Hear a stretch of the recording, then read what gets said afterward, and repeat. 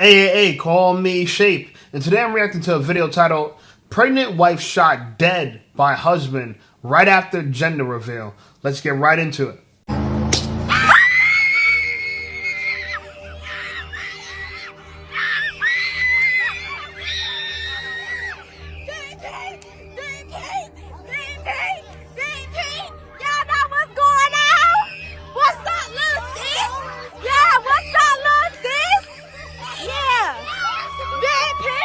In the late hours of June 4th, 2024, a 33-year-old pregnant woman was found dead with multiple gunshot wounds in her apartment. Bolivia Monique had been looking forward to welcoming her sixth child. She had just celebrated her gender reveal party, and moments later, she was found, murdered. As investigators dug deeper, they uncovered a tragic truth. The person responsible wasn't a stranger, but the very one who should have protected her at all costs, the father of her unborn child. This is the tragic case of Bolivia Monique Williams.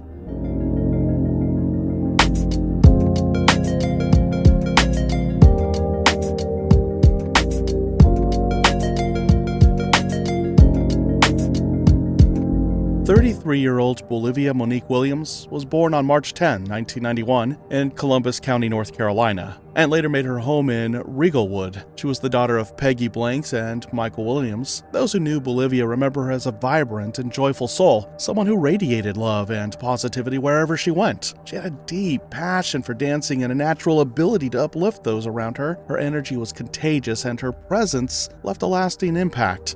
Yes. Ooh, yes, child.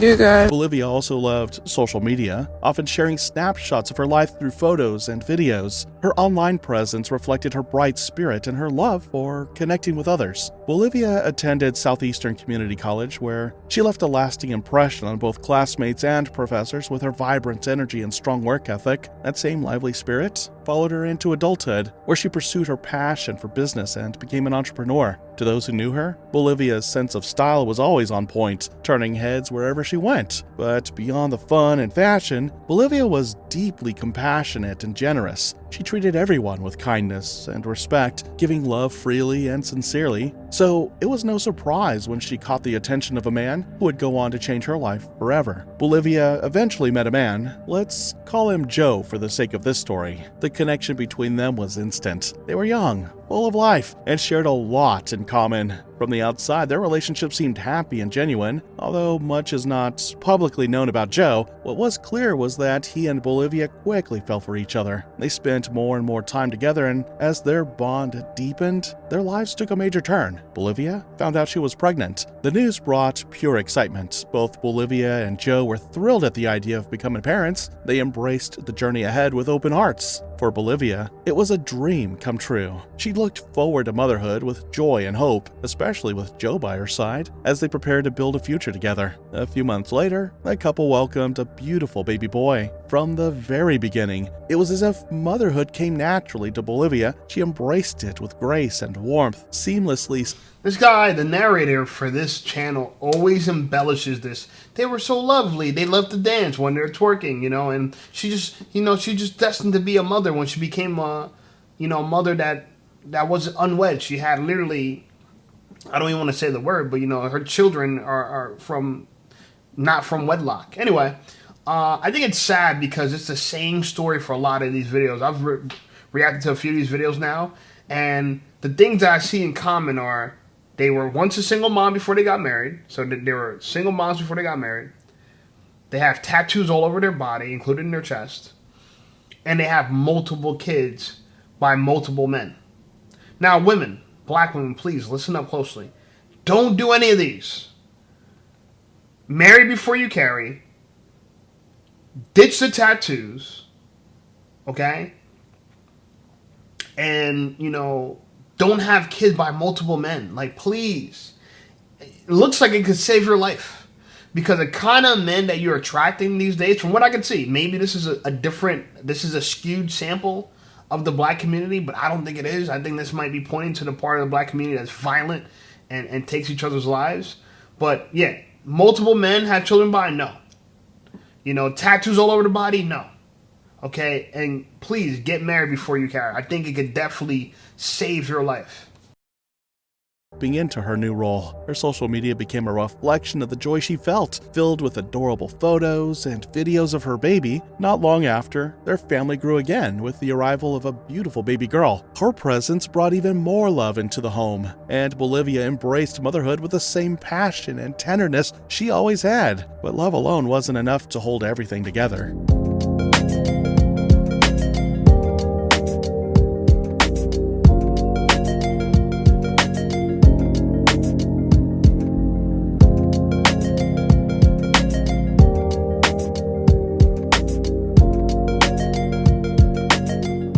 Slowly, cracks began to form beneath the surface. By 2018, Bolivia was a proud mother of 5 children, whose ages ranged from 16 to an 11-month-old toddler. While it's unclear whether Joe was the father of all the children, what was clear was that at some point, Bolivia and Joe's once loving relationship began to fall apart, and the two eventually went their separate ways. Despite the challenges she faced, Bolivia found new strength in the role that mattered most to her. Still, Bolivia never let heartbreak define her. She built her identity around motherhood. Her 5 children were the heartbeat of her life. Friends described her as a hands-on mom who never missed a school event, no matter how busy she was. She treated each of her children as individuals, nurturing their unique personalities with care and understanding. She documented every special moment. Supporting her every step of the way was her mother, Peggy Blanks. More than just a grandmother, Peggy was Bolivia's rock and trusted confidant. Their relationship wasn't just mother and daughter. It was a strong, unwavering partnership rooted in love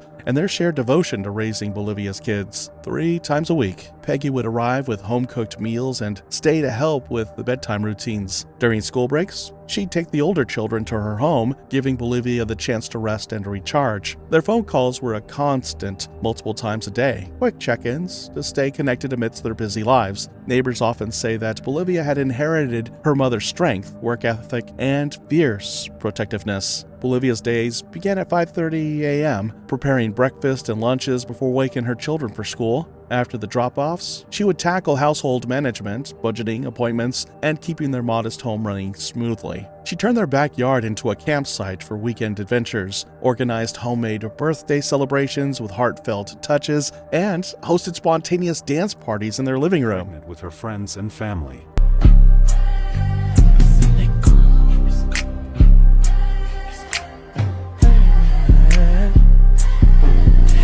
Despite the challenges, she filled their home with laughter, love, and the kind of magic that money can't buy. That was until her path crossed with a man whom she thought was there to help her carry her burdens, but would soon become the heaviest one of all. In early 2023, Bolivia met 31-year-old Niji Leach through mutual acquaintances at a community gathering. Niji appeared warm and thoughtful, always knowing the right thing to say, traits that immediately stood out to Bolivia, who rarely received personal attention amid the demands of raising 5 children. Niji often praised her dedication as a mother, telling her that her maternal instincts were one of the things that drew him in. For Bolivia, who didn't often hear praise for her parenting, this validation meant a lot. Within just 3 months, the two were officially a couple. It felt like the beginning of a beautiful new chapter. Niji gradually became a steady part of Bolivia's life. He started by getting to know her older children, easing into their routines before becoming a regular presence on weekends. He offered hands-on support, giving rides to the kids, helping with the groceries, and even pitching in financially when he could. To many, he seemed like a supportive and dependable figure, someone genuinely invested in Bolivia and her family's well-being. It wasn't long before the couple learned they were expecting a new addition to the family. Bolivia found out she was pregnant with Niji's child. At first, she felt overwhelmed. Adding a 6th child to an already full house meant even tighter finances, less space. A 6th child to already full house. I mean, black people, we gotta do better, man. What do we value? We value tattoos, multiple children.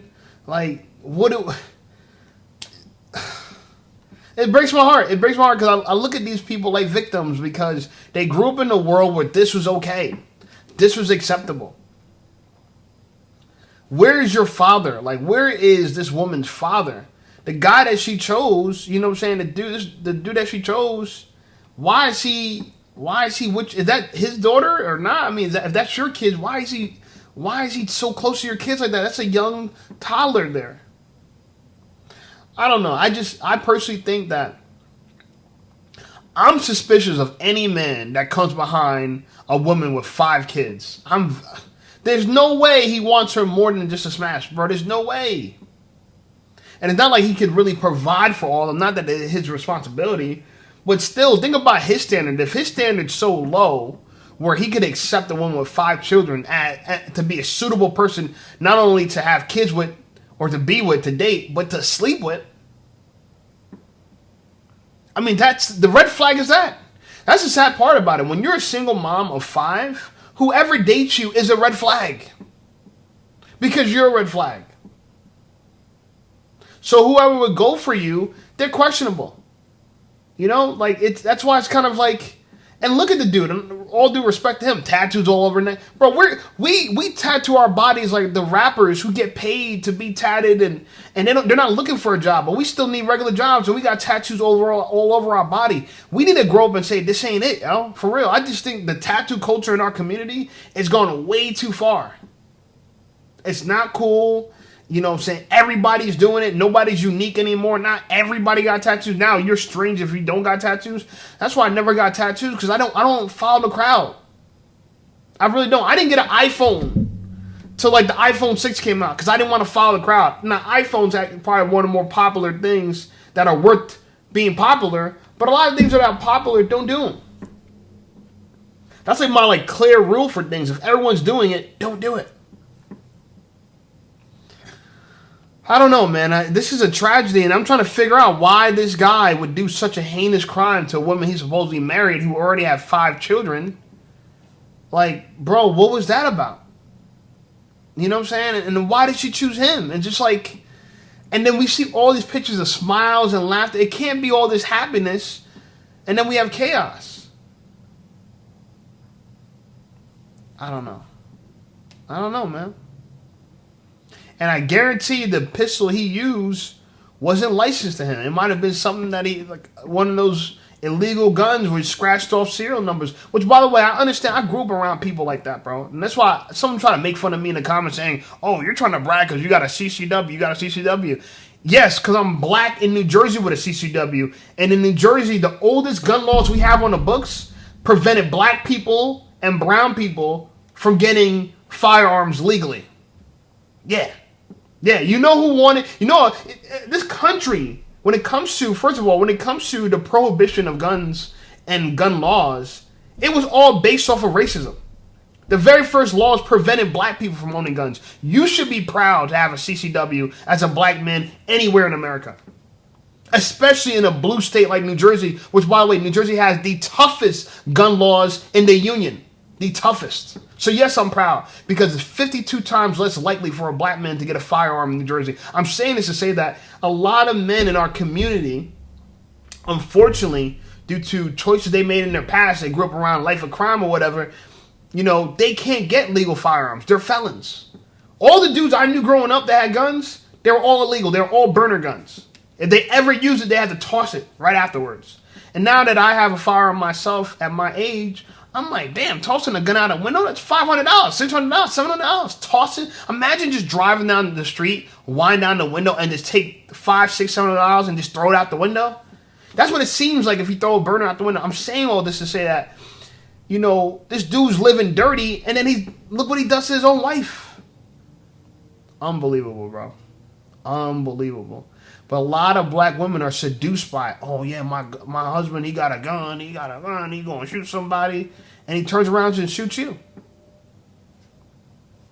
Think about it this way. If you could break one crime, what stops you from breaking another? Everybody likes a gangster. Everybody likes a thug until he turns on you, until he beats you. That's why, for me personally, even though, and the gangsters I knew growing up, they didn't beat women. Maybe some of them did, but it wasn't something that we seen out in public. You know what I'm saying? A lot of people a lot of gangsters I know, they frown upon that. That's why I love North, because North is a crazy place where I didn't grow up in North, but I spent time in North, did business in North. And a lot of the gangsters I knew, they were reformed. They became businessmen. They ran legit businesses. I'm not saying they probably didn't do nothing on the street. I don't know. But when I seen, a lot of them grew up. A lot of these people here that I see on these videos, they need to grow up, yo, for real, for real.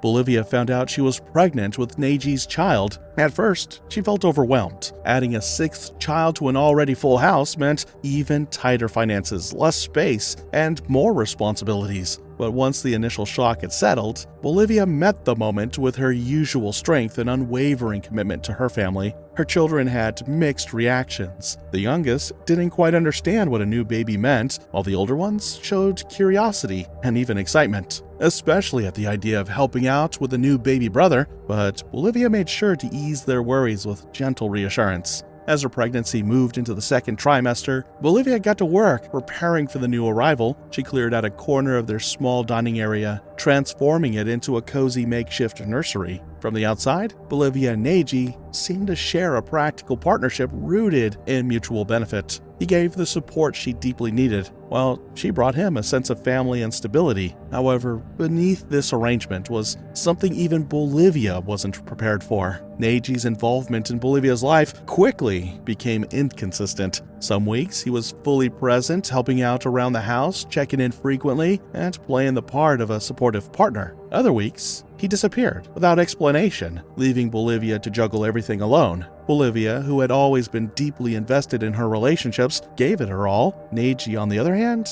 kept his emotional distance. Friends began to notice changes in Bolivia. She was altering her appearance to suit his tastes, rearranging her schedule to be more available, and even pulling back some of her closest friendships. It was clear she was doing everything she could to make the relationship work. Little did Bolivia know, there was more to Niji's control. The relationship operated on his terms, with Bolivia often adjusting her behavior to avoid conflict and keep the support he offered her family. Niji showed intense jealousy over her interactions with men, even her children's teachers. He frequently checked her phone and questioned her whereabouts. He'd stir up conflict, shut down emotionally to punish her, then come back with over-the-top affection once she apologized, often for things that weren't her fault. But it wasn't just her who was suffering. His interactions with her children revealed deeper issues. He played favorites, setting different standards for each child, which led to growing tension at home.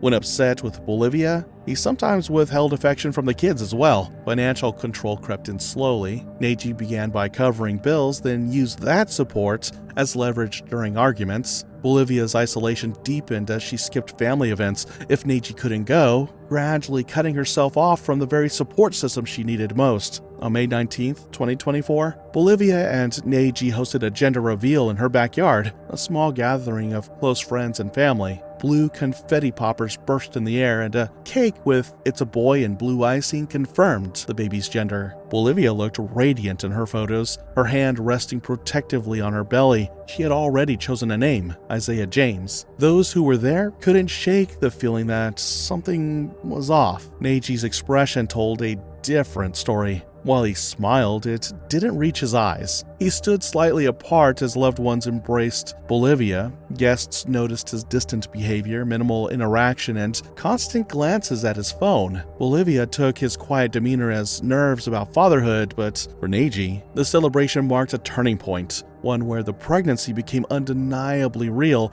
and the weight of performance began to sink in. After the celebration, Bolivia started discussing practical matters, adding Niji's name to the birth certificate and potential child support arrangements. But these conversations clashed with Niji's apparent preference to keep the relationship casual and undefined. But what happened next would set off a chain of events that no one could have imagined. June 4th began like any other day for Bolivia. She did school drop-offs at 7:30 a.m., attended a 10 a.m. prenatal appointment where she learned her baby boy was developing well, then she went grocery shopping. Phone records show 3 calls with Niji between 2:15 and 4:30 p.m. By 6 p.m., Bolivia had a home-cooked dinner ready. Her mother, Peggy, had taken the 2 youngest kids for the evening, leaving Bolivia with her 3 older children. Neighbors reported seeing Niji pull up around 7:15 p.m. in his black sedan. At 7:45 p.m., Bolivia's oldest child left to stay with a friend for a school project. The remaining 2 kids were watching TV in a back bedroom. At approximately 8:33 p.m., police responded to a 911 call from a frantic neighbor. "I just heard 4 or 5 gunshots from next door. It's the house with the blue shutters on Dixon Jefferson Road. Just 3 minutes later, another call came in, this time from Bolivia's 12-year-old son. "Someone shot my mom.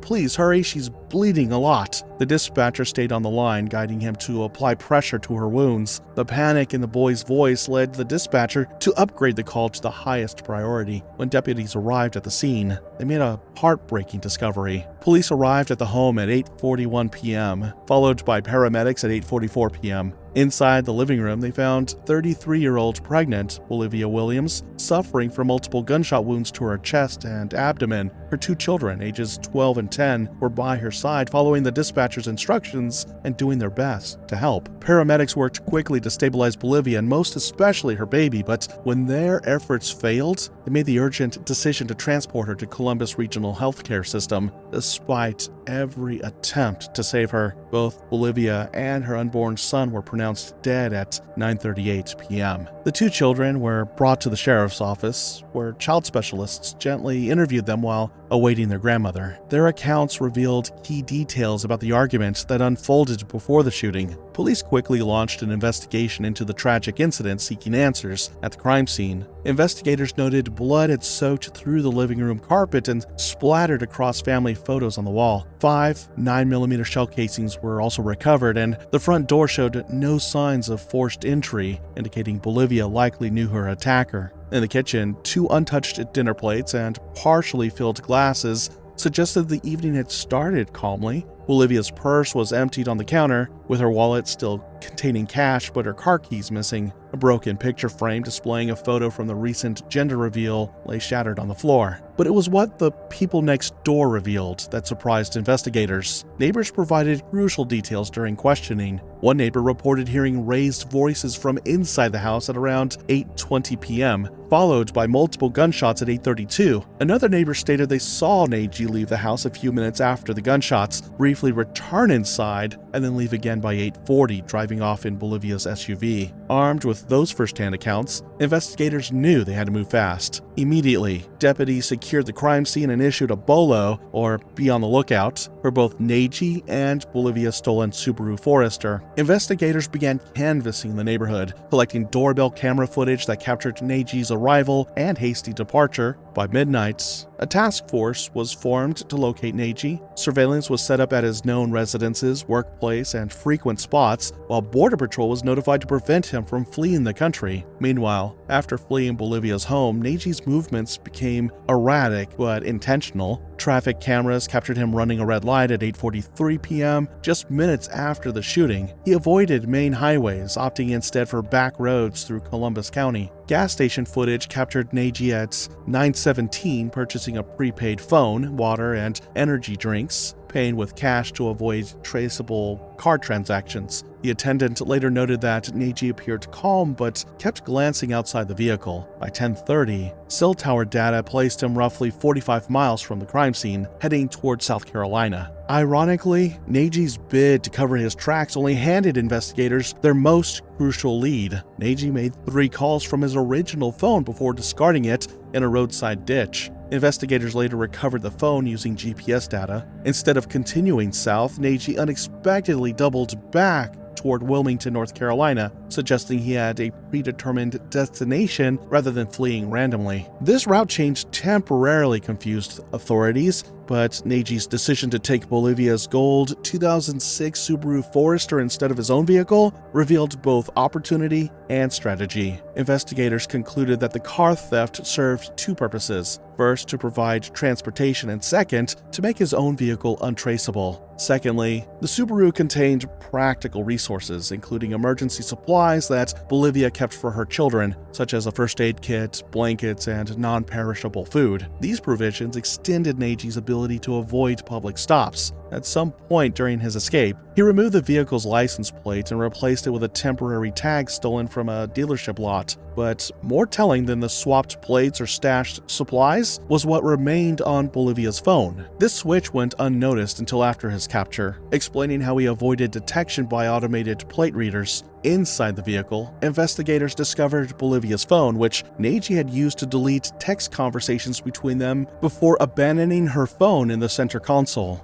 The SUV's GPS history revealed stops at an ATM, a discount store, and a remote wooded area where evidence was likely discarded. Niji's physical transformation began about 3 hours after the murder. Security footage from a 24-hour discount store showed him purchasing scissors, hair clippers, a baseball cap, and new clothes at 11:42 p.m. In the store's bathroom, Niji cut off his distinctive shoulder-length dreadlocks, which had been his signature style for years. He disposed of the hair in various trash cans. Think about it. The missing tooth, the dreads, the tattoos. I mean, does this dude look like he's a good man to have your sixth child with?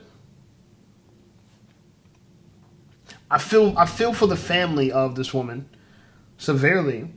But, you know, if you choose poorly, you're going to get poor results. Garbage in is garbage out.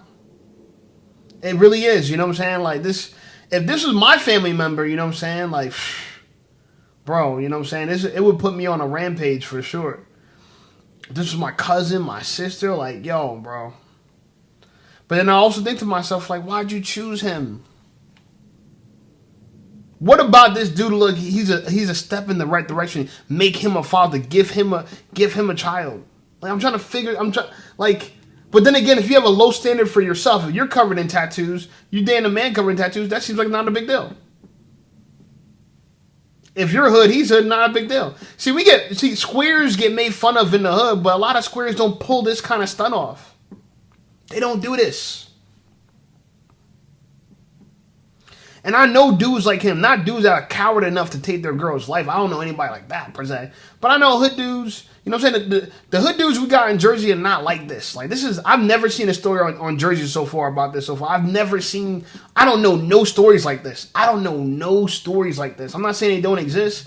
I just personally never heard of them.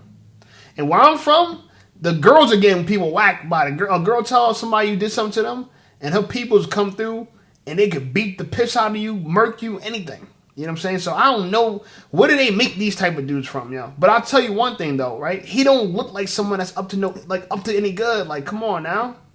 If you had a daughter, would you really let her date him? But then again, if your daughter had 5 kids by several different men, this dude looks like much of the same of what she's been dealing with already. So I don't know, man. Rest in peace to the family. All this is sad. I think about this, and it's kind of like, all I can think to myself is, where's her father, yo? You know, black women, y'all need your daddies, yo. Y'all really do, because there's no way you could think this man is a man worth dating, sleeping with, and giving a baby to, yo. There's no way. And the funny thing about it is, women like her, I guarantee she would reject the dude like me ASAP. People think like a dude like me will get any kind of girl. Bro, nah, a lot of certain hood girls think it's lame. Think it's lame if you ain't a thug, a gangster. They're helping promote a lot of this culture because they tell people what they like, and they tend to like men like this. You know what I'm saying? So, I don't know, bro. The whole culture, like, this whole ghetto culture shit, it just trash, bro. I'm not feeling it, you know what I'm saying? But again, like I try to tell you, like, I know street shit. I don't know street shit on this level. Maybe it's not something I'm not seeing, you know what I'm saying? I know a lot of street dudes, but I don't know any street dudes that murder their pregnant wife. I've never heard of nothing like this, bro. I've never heard of it. But to see the people involved and to hear the story, the 5 kids by, you know, different men, and then the 6th kid by this guy, and it just, to me, like I said, garbage in is garbage out. You know what I'm saying? You can't polish a turd. You can't polish a turd. Anyway, like the video, subscribe to the channel blowing up. I appreciate you guys. Check out some of my other videos, and I'll see y'all over there.